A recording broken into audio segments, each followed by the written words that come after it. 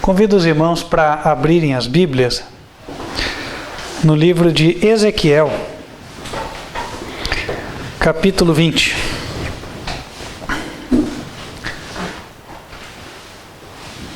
Ezequiel, capítulo 20.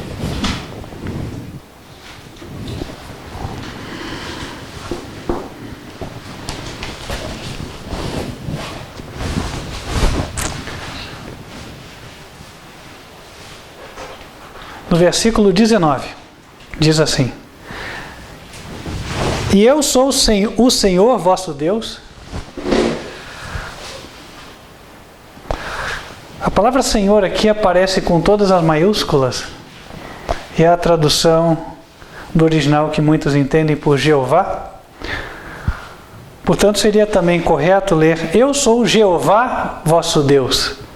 Andai nos meus estatutos e guardai os meus juízos e executai-os. E santificai os meus sábados, e servirão de sinal entre mim e vós, para que saibais que eu sou Jeová vosso Deus.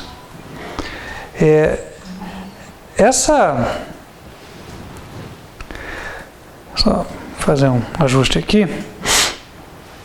Esta mensagem, ela propõe uma experiência para cada pessoa. Por isso ela transcende o Antigo Testamento, ou seja, ela avança até os nossos dias. Notem, no versículo 20, diz: E santificai os meus sábados e servirão de sinal entre mim e vós, para que saibais que eu sou o Senhor vosso Deus. Vamos meditar um pouquinho nisso, tá? Como assim saber que Deus é o nosso Deus? Eu preciso guardar o sábado para saber que Jeová é Deus? Tem tanta gente que fala que Jeová é Deus, que sabe que Jeová é Deus, sabe que o Senhor é Deus.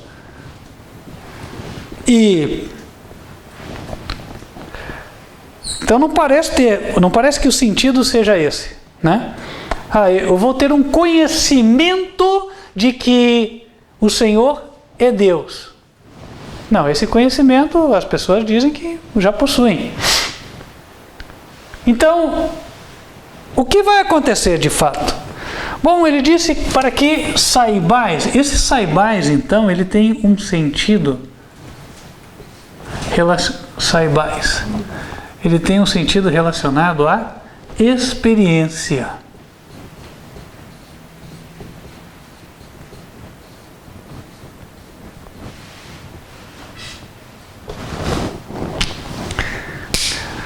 Vamos dar um exemplo. Às vezes as pessoas, vão para o mar. Tem gente que gosta de surfar. Eu acho uma coisa bem bonita, inclusive, Acho bonita a pessoa em cima da prancha ali e tal. Não gosto das músicas de rock que acompanham esses vídeos, que não tem nada a ver. E também, às vezes, muitas práticas de uso de droga e tal, isso não. Não sou surfista, nunca fui, não sei surfar.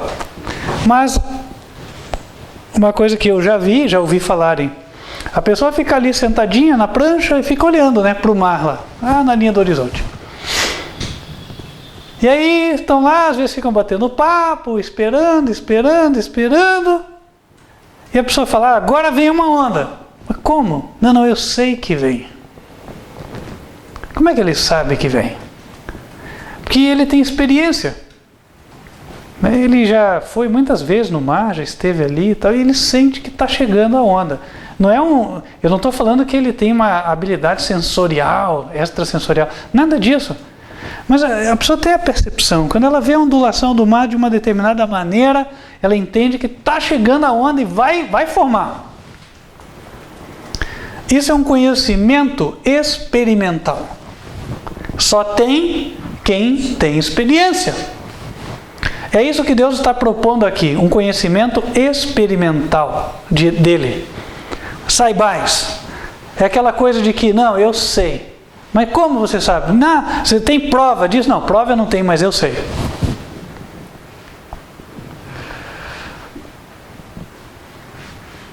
Algo Deus está propondo aqui. E santificai os meus sábados, e servirão de sinal entre mim e vós, para que tenhais esta experiência de que eu sou Jeová, vosso Deus.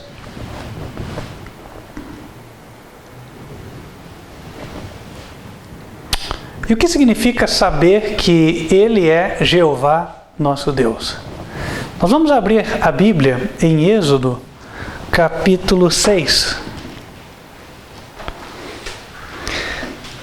E quando nós lemos o que está aqui, eu tenho certeza de que isso vai abrir um horizonte para vocês que não estava aberto até aqui.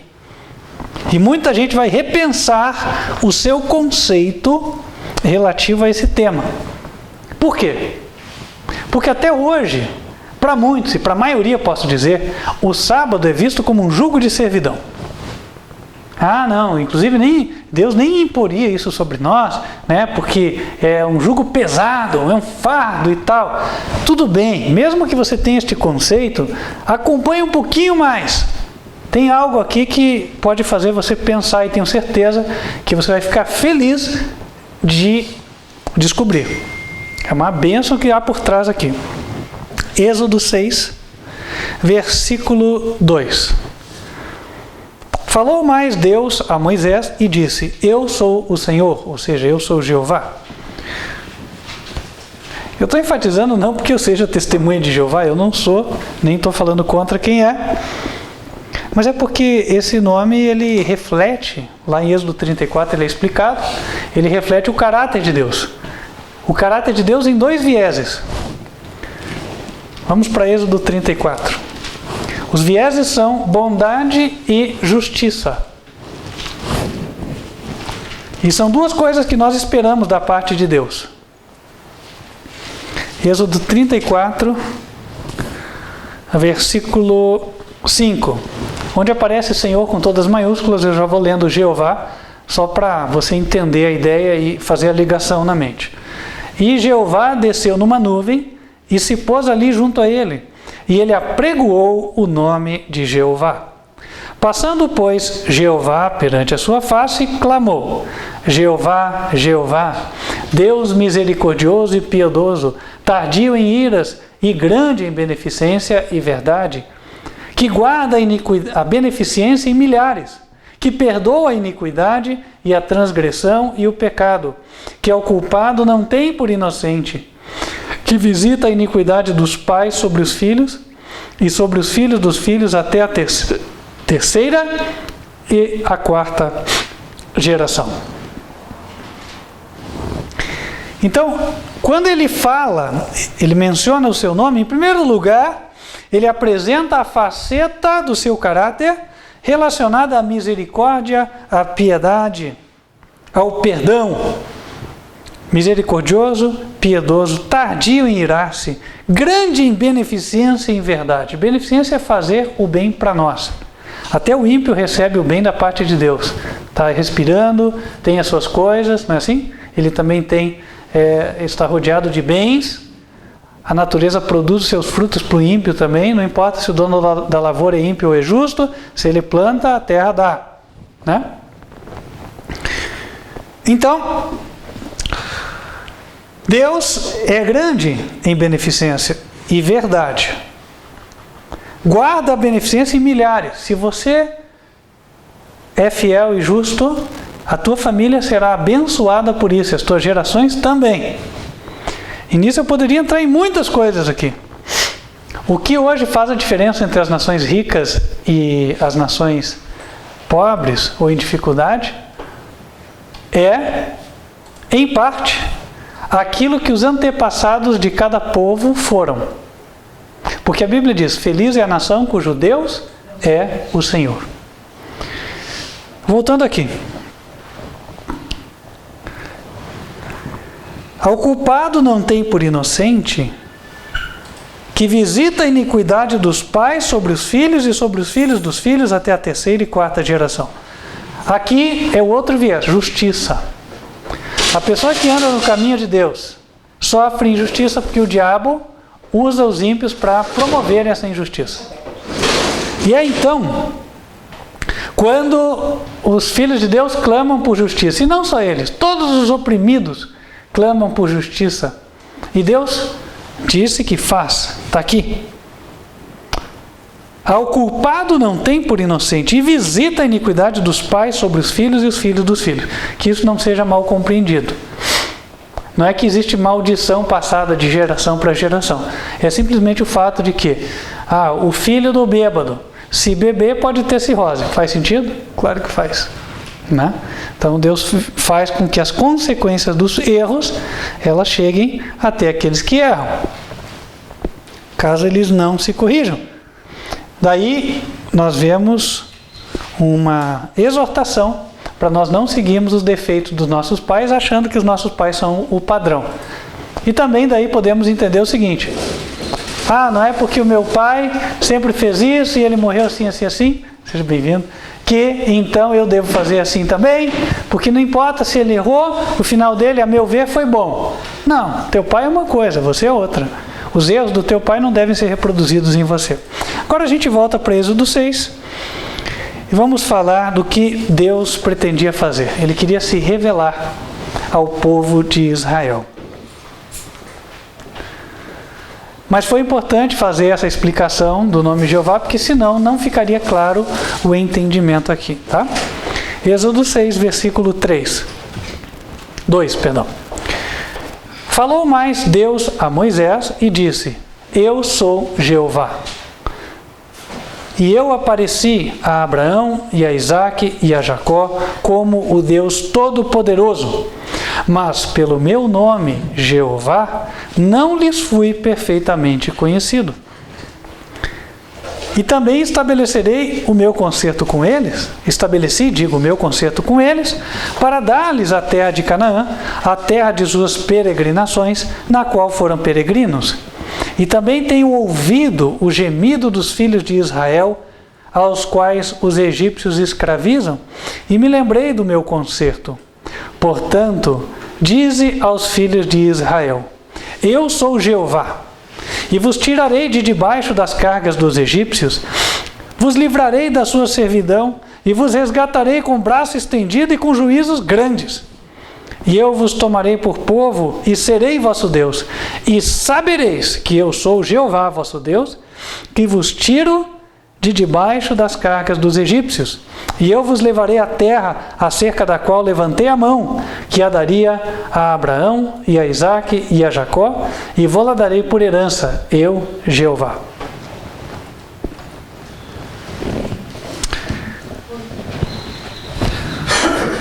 Ele disse que ele apareceu para Abraão, Isaque e Jacó. Eles foram os patriarcas, eles foram as pessoas a quem Deus deu as promessas do concerto. Por isso eles são frequentemente mencionados na Bíblia, não é só aqui. Mas ele disse que ele não foi perfeitamente conhecido pelos patriarcas. Ora, quando a gente analisa a vida dos patriarcas, parece ter sido uma vida bem tranquila, com os pesares que são peculiares a famílias normais. Você não vê nada de diferente, né? Por exemplo, Jacó. Jacó teve problema? Teve, mas teve porque ele teve 2 mulheres, certo? Ele teve 12 filhos, foi rico, né? Então, onde ele foi protegido, nenhum filho morreu. Então, passou uma vida assim, que muitas famílias iam dizer que foi tranquila, foi normal. Isaac teve 2 filhos, certo? Foi rico, teve um outro probleminha de vizinho, tá? Mas o problema é que todo mundo tem, certo? Então você não pode dizer que a vida de Isaac foi atribulada, foi problemática e tal. Não dá para dizer isso aí, né? Abraão, tampouco, né?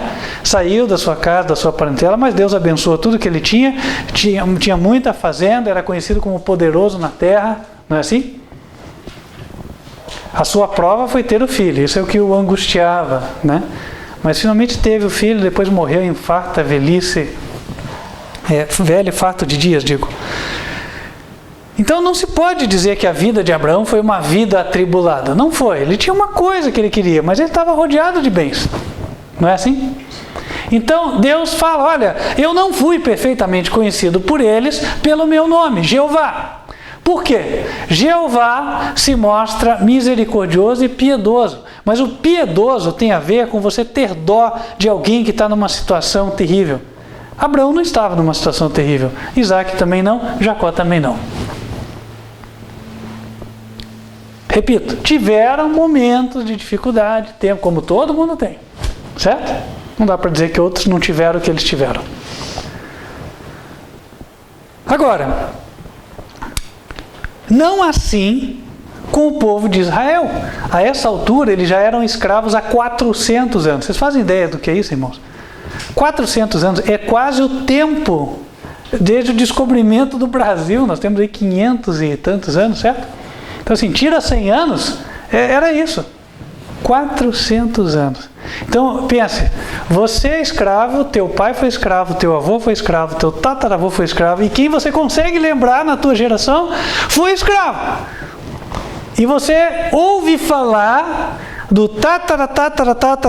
tataravô Jacó, que não era escravo. E o seu filho José, que foi um grande no Egito.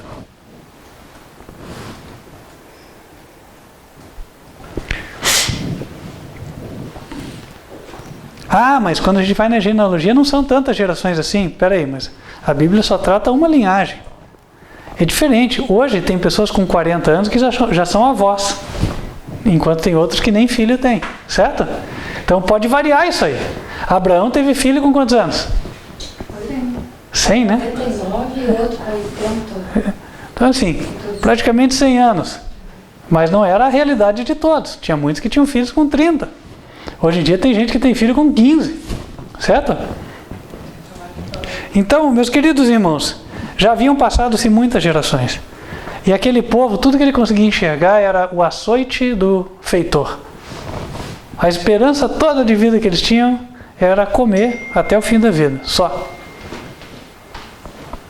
Entenda, né? Até casar, construir alguma coisa, não existia essa esperança, não tinha. Né? Era nascer escravo, crescer escravo, morrer escravo. Ah, dar uma educação para os filhos, não tinha oportunidade. Ter uma propriedade, impensável. Escravo não tem propriedade. Então, era uma amargura terrível. E aí, Deus falou para Moisés: eu tenho ouvido o gemido dos filhos de Israel, aos quais os egípcios escravizam, e me lembrei do meu conserto. Portanto, verso 6, dize aos filhos de Israel: eu sou Jeová. Então ele tinha dito que Abraão, Isaac e Jacó não o tinham conhecido pelo nome Jeová. Mas agora ele ia demonstrar essa faceta do seu caráter, que é ser piedoso. Eu sou Jeová, e vos tirarei de debaixo das cargas dos egípcios, e vos livrarei da sua servidão, e vos resgatarei com braço estendido e com juízos grandes. Aqui tem um detalhe. Deus meramente podia ter dito: não, eu vou livrar vocês da escravidão. E tem várias formas de fazer isso. Por exemplo, aqui no Brasil, a abolição da escravatura se deu por um decreto, certo? Então, que luta que teve, que revolução, que guerra, não? Né? Não teve uma grande batalha para daí libertar, nada disso. Não houve nada de extraordinário, por assim dizer. Né? Um ato jurídico de uma pessoa que tinha a caneta, por assim dizer, tinha autoridade para fazer isso, né? De forma pacífica e tal. Quem era ontem escravo, hoje já não é, ponto. Agora, não assim naquela época. Deus falou: eu vou vos livrar, mas não é porque vai aparecer um rei bondoso e vai dar a abolição, vai dar a carta de soltura, de liberdade para vocês, de alforria. Não. Eu vou resgatá-los com o braço estendido e com juízos grandes. Eu vou fazer milagres, eu vou fazer maravilhas. Eu vou mandar juízo sobre os teus opressores, por isso juízos grandes, e braços estendidos. Eu vou humilhar o teu opressor, de forma que você vai sair livre cantando e o teu opressor envergonhado, com medo de você. Verso 7, e eu vos tomarei por meu povo, e eu serei vosso Deus. E sabereis que eu sou Jeová vosso Deus. Ora, irmãos, Abraão, Isaac e Jacó souberam que Deus era Jeová nesse sentido? Não. Eles foram tirados da escravidão, numa situação onde eles não tinham nenhuma perspectiva de vida, nem de futuro, para uma liberdade,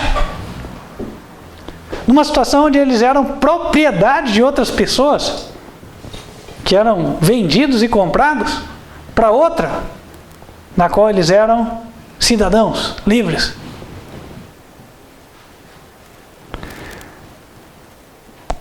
E aí disse: sabereis que eu sou Jeová, que vos tiro de debaixo das cargas dos egípcios. Eles não tinham a menor chance de por si mesmos se libertarem dos egípcios. Os egípcios na época eram o equivalente dos Estados Unidos hoje, a nação mais poderosa da terra, dominadora da ciência, tecnologia, com um exército mais poderoso.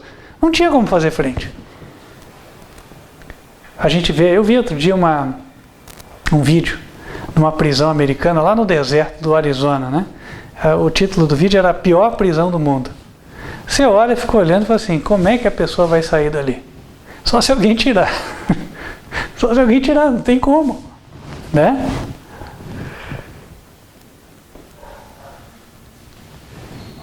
Então, meus irmãos, a situação era essa. Só se alguém tirar, não tinha como. E aí Deus disse no verso 8: eu vos levarei à terra acerca da qual levantei a mão, que a daria a Abraão, a Isaac e a Jacó, e vos-la darei por herança, eu, Jeová. Então, nesse ato de tirá-los desta situação, e aí levá-los para uma terra onde eles seriam proprietários de uma terra invejável, a qual Deus dizia: manava leite e mel. Ou seja, eles saem de uma situação de escravos para uma situação de prósperos, não é só cidadãos livres. Porque, por exemplo, aqui no Brasil não foi assim. Agora eles tentam recuperar.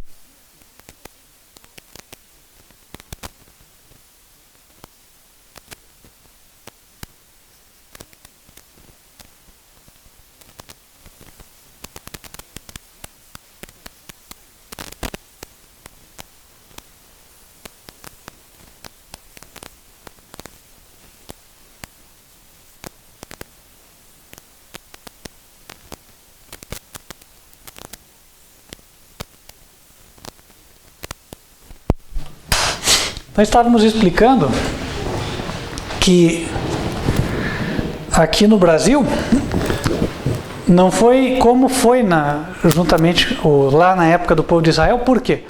Aqui deu-se a alforria e daí somente muitos anos mais tarde procurou-se compensar os negros, delimitando algumas terras e doando essas terras para eles. E essas terras foram chamadas de propriedades quilombolas, né? Inclusive tem algumas até, não muito distantes daqui. Mas até hoje, é difícil você ver negros muito prósperos aqui no nosso país. Certo? É difícil. É difícil. E olha que a escravidão foi abolida há quantos anos? Não, 100 anos, um pouco mais de 100 anos, certo? Não tem 150 anos de abolição da escravatura. Então, note, quando você assim deixa uma pessoa sem perspectiva, né, e sem os elementos básicos para a construção da sua vida, note que mesmo em gerações esse dano não é reparado. Então, se você deixar por conta da natureza, por conta da sociedade e tal, não acontece. O que Deus fez? Deus fez tudo. Né? Tudo bem que eles passaram 40 anos no deserto, mas em 40 anos eles passaram de uma situação de escravos sem perspectiva de nada para prósperos, donos de uma terra que manava leite e mel, que as uvas do cacho tinham o tamanho da maçã, segundo a gente lê na palavra de Deus, certo? Então Deus falou: olha, eu, Jeová, vou fazer tudo isso e vocês vão conhecer que eu sou Jeová. Eu vou fazer milagres na tua vida, eu vou tirar você da situação difícil, eu vou restaurar você, eu vou derrotar os teus inimigos. Agora, nós trazemos isso para o contexto de Ezequiel capítulo 20. Voltem para lá. Ezequiel capítulo 20.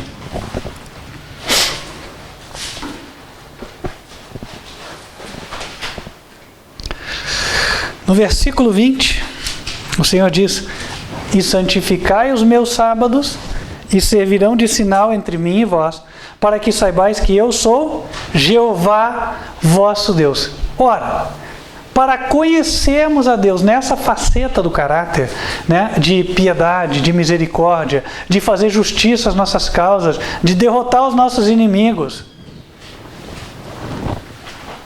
nós devemos o quê? Santificar o sábado. E agora isso contrasta aqueles que usavam o argumento de que o sábado é um jugo de servidão. Ora, o sábado é o sinal de livramento, é o contrário. Né? Ah, mas daí eu vou perder o emprego. Bom, Deus falou que se você santificar o sábado, Ele vai se mostrar como Jeová na tua vida. Então, Ele que tirou um escravo e deu prosperidade para ele, Ele dá para você o dinheiro, Ele dá para você o emprego, Ele abre a oportunidade, Ele tira o ímpio que está atrapalhando o teu caminho. Né? Ele vai fazer tudo isso na tua vida. E aquele que está procurando a tua vida, ele é que vai morrer. Deus falou: eu sou Jeová, vou fazer. Né? E vou fazer juízo com os teus inimigos, porque eu visito a iniquidade dos pais nos filhos e nos filhos dos filhos até a terceira e quarta geração. Vou derrubar o teu inimigo e o filho dele, inclusive. Amém. Não vai sobrar, ninguém vai levantar nem a língua contra você. Amém, Senhor. Então tudo isso Deus falou para aquele que santificar o sábado.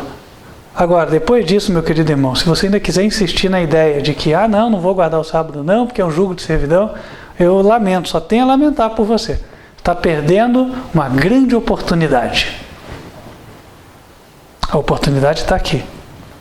E dizer que, o sábado era só para o Velho Testamento, então será que o desejo de Deus de se manifestar como Jeová na vida das pessoas era só para o Antigo Testamento? Não posso acreditar nisso. Porque a Bíblia diz: Deus é o mesmo de ontem, hoje e eternamente. Deus é o eterno. Aquele que era, que é e que há de vir, conforme está escrito no Apocalipse.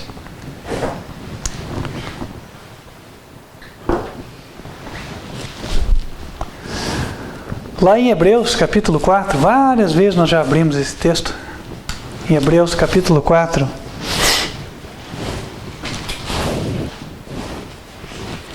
O Senhor fala o seguinte: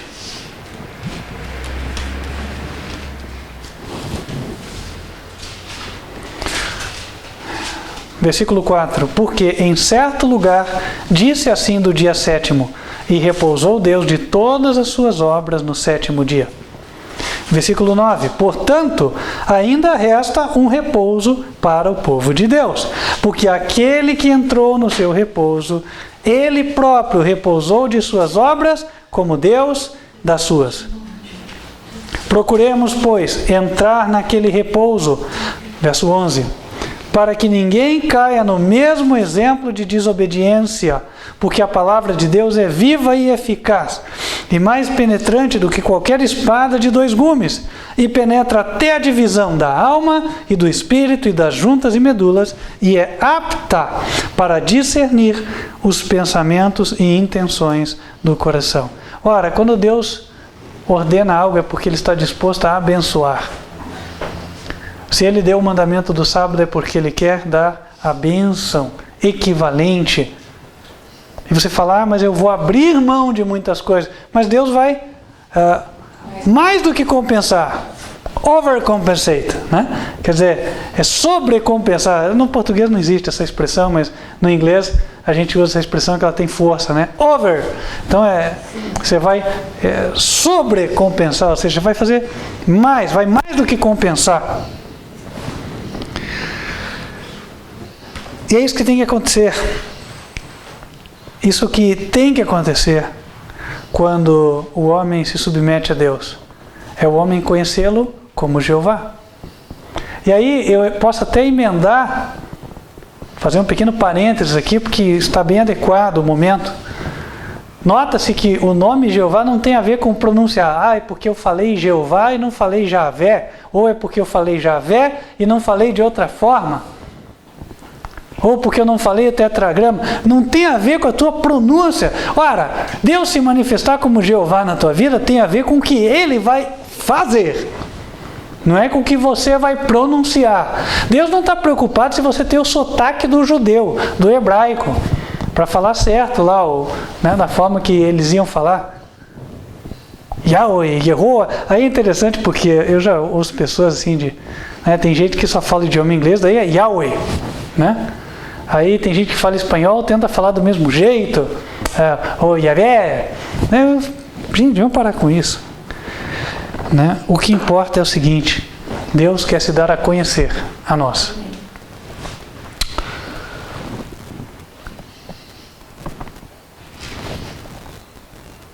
Para fechar, meus queridos irmãos, no sábado também deve ocorrer a santificação do ser humano.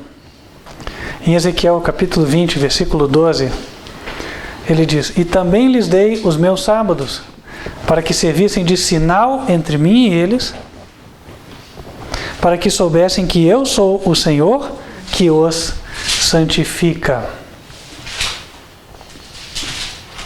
Como é que eu tenho a experiência de que Deus me santifica? O saber a gente já entendeu que denota uma experiência. Então, eu conhecer que Ele é Jeová que me santifica. Nós já vimos um viés da ação de Deus como Jeová, né? Livramento, misericórdia, juízo contra os ímpios, etc. Agora, tem outro viés. O outro viés é Ele promover um benefício para a minha alma, especificamente. Me santificar. Nós já estudamos o que significa ser santificado ou se santificar, certo? Santificar-se é abster-se do mal. 1 Tessalonicenses 4, verso 3. Ali diz: Porque esta é a vontade de Deus, a vossa santificação, que vos abstenhais da prostituição. Agora, existe um outro detalhe bastante interessante, eu gostaria de compartilhar com os irmãos nesta manhã, que está linkado com isso. Em Êxodo capítulo 29, ele vai nos fazer entender como é que no sábado nós somos santificados.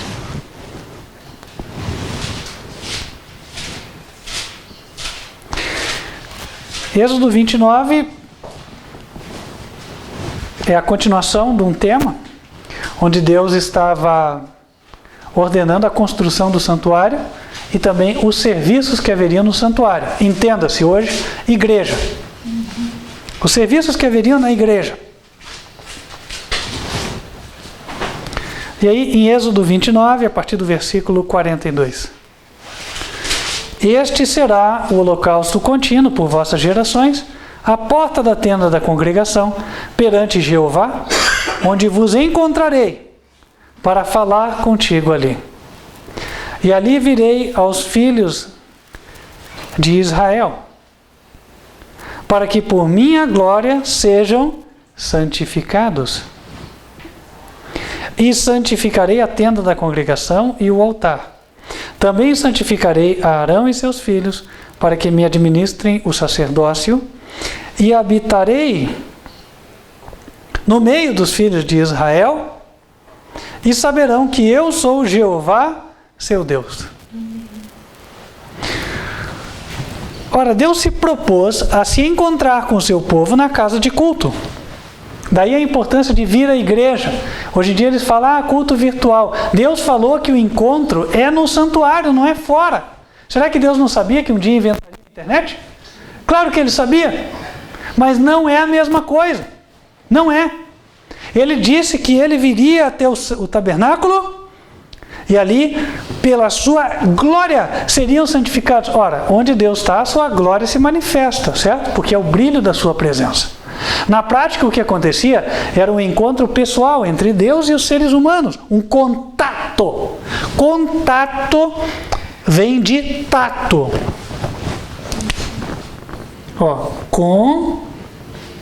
Contato.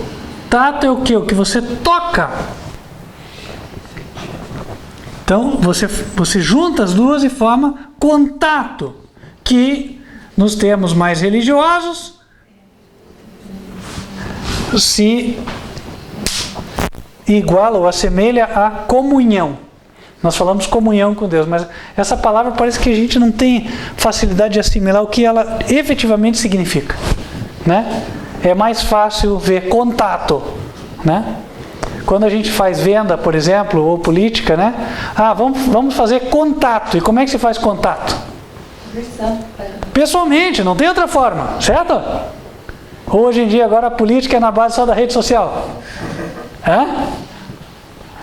Né? Contato. Então, meus queridos irmãos, Deus quer que nós venhamos à casa de culto. Por quê? Porque Ele vai se manifestar ali. E nós seremos beneficiados com a sua glória. E através da sua glória nós vamos ser o quê? Santificados. Entendam, fortalecidos para nos abstermos do mal. Amém. O apóstolo Paulo, por isso, lá em Hebreus capítulo 12, ele traz o mesmo ensino. É interessante porque o livro de Hebreus, ele é dedicado a explicar o serviço do santuário. É falando do mesmo tema. Aí Paulo volta ao ponto. Hebreus, capítulo 12.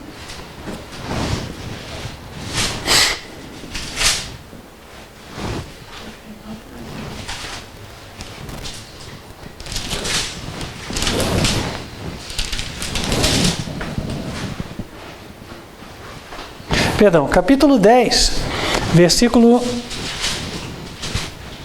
25.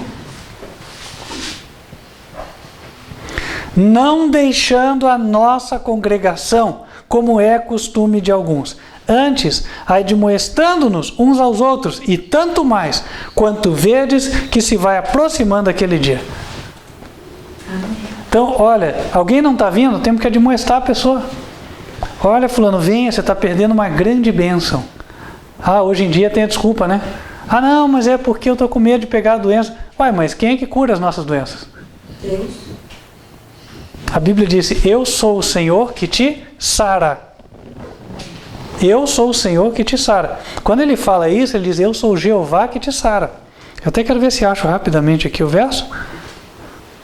Esse verso aqui eu não tenho de memória, não. Vamos lá. Eu sou o Senhor que te sara. Vou pegar aqui. Eu acho importante para você.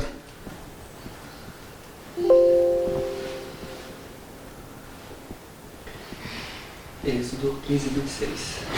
Êxodo 15, verso 26.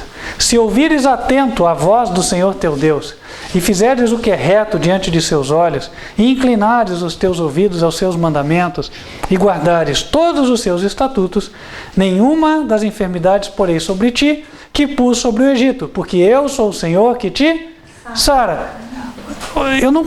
Desculpe, irmãos, mas assim, se eu não encontrei, me ajudem. Eu não vi aqui. A exceção de que se você se vê no grupo de risco em tempos de pandemia. Eu não vi isso aqui. Não tem. Né? Aqui ele diz, se você guarda os mandamentos, você está de consciência limpa? De boa consciência? Então não precisa ter medo. Venha. Porque Deus disse que aqui você vai encontrar cura. É o contrário. Em Salmos 91 também está escrito, nenhum mal te sucederá, praga nenhuma chegará à tua tenda. Não temerás espanto noturno, nem peste que assola ao meio-dia. Hoje nós estamos vivendo num tempo em que a peste assola ao meio-dia. O pessoal está todo mundo andando de máscara, com medo, certo? Mas quem crê na palavra do Senhor vai andar tranquilo. Por quê? Porque ele sabe que ele tem uma promessa. Não é porque ele é presunçoso, não é porque ele desafia. Não, é porque ele sabe que ele tem uma promessa. Obviamente, respeitando as leis dos homens. Se no local lá para o supermercado te obrigam a botar uma máscara, você vai ter que colocar, porque quando a lei dos homens não interfere na lei de Deus, você deve obedecer à lei dos homens. Agora, por isso eu vou andar no parque de máscara? Faz sentido? Não, não faz. Né? Vou andar na rua de máscara? Também, tão pouco. Por quê? Porque eu não temo. Mas tem alguém que está doente e está lá com o coronavírus e tal. Não vou lá fazer oração porque eu posso pegar. Já pensou se Jesus não atendesse o leproso porque ele podia pegar lepra? Bom, as pessoas não atendiam. Os fariseus não atendiam, mas Jesus atendia. Não é verdade? E Jesus nos ensinou a fazer o quê? O que ele fez. Seguir o seu exemplo. Então, meus queridos irmãos, fica aqui o conselho para nós. Deus propôs grandes bênçãos para nós através desta ordenança do sábado. Só que essas bênçãos vai alcançá-las aquele que obedecer. Santificai os meus sábados. Nós não falamos aqui em detalhes, em minúcias, como se santifica o sábado, mas evidente é que envolve o abster-nos das nossas atividades seculares, do nosso trabalho, cultuar a Deus, vir até a igreja no dia do sábado. Em Êxodo 20, versículo 8, está dizendo: lembra-te do dia do sábado para o santificar. 6 dias trabalharás e farás toda a tua obra, mas o 7º dia é o sábado do Senhor teu Deus. Não farás nenhuma obra, nem teu filho, nem tua filha, nem teu servo, nem tua serva, nem teu boi, nem teu jumento, nem o estrangeiro que está das tuas portas para dentro. Porque em 6 dias fez o Senhor os céus e a terra, o mar e tudo que neles há. E ao 7º dia descansou. Por isso abençoou o Senhor o dia do sábado e o santificou. Está aí. Tempo para Deus. Tempo para receber as bênçãos. Tempo para conhecer que Deus é Jeová. Que Deus nos dá força para nos abstermos do mal. Nos livra das nossas dificuldades e derrota os nossos inimigos. Amém? Amém. Amém. Vamos nos colocar de joelhos e falar com Deus.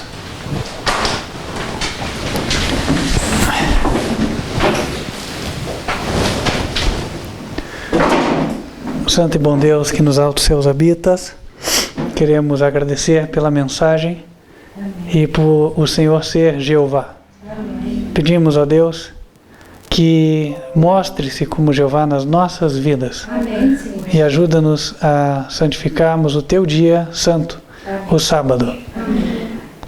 E abra os olhos das pessoas que ainda não enxergaram a bênção que está por trás deste mandamento, que corretamente visto é uma promessa, é uma bênção. Amém. Pedimos a Deus que abra os olhos dos cegos, ilumine aqueles que estão em trevas, dê-nos a condição de nos levantar e continuar, Senhor, propagando esta mensagem para muitos que ainda não conhecem. Amém, Senhor.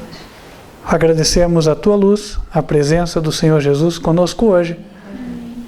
E que outros possam, Senhor, vir aqui e receber a mesma bênção. Amém. Nos próximos dias. Amém. Pedimos estas bênçãos em nome de Cristo Jesus. Amém. Amém. Amém. Amém. Amém. Nós vamos ficando por aqui, mas eu queria estender para você o convite. Não é um só, são vários. Um deles é: continue nos acompanhando pelo canal youtube.com/TV Advertência Final. Outra, para facilitar a recepção das mensagens, clica no sininho. Eu não sou uma pessoa muito versada nisso, mas já me disseram que se você clicar ali, quando saírem vídeos novos, você recebe, você é comunicado, certo? Se gostou, põe o like. Se não gostou, quiser pôr o dislike, isso é com você. Mas a nossa parte foi feita, entreguei a mensagem. Estou te convidando também para vir até o culto. Você viu que bênção existe na congregação. Faça o teu esforço se você quer receber a bênção. Venha. Quer saber onde congregamos? Entre em contato.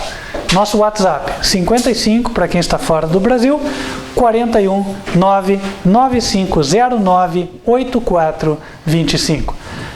Em qualquer parte do mundo onde você estiver, pode entrar em contato, porque pode ser que haja alguém da mensagem aí próximo. Quem sabe você vai encontrar o local da tua próxima igreja, da tua próxima congregação.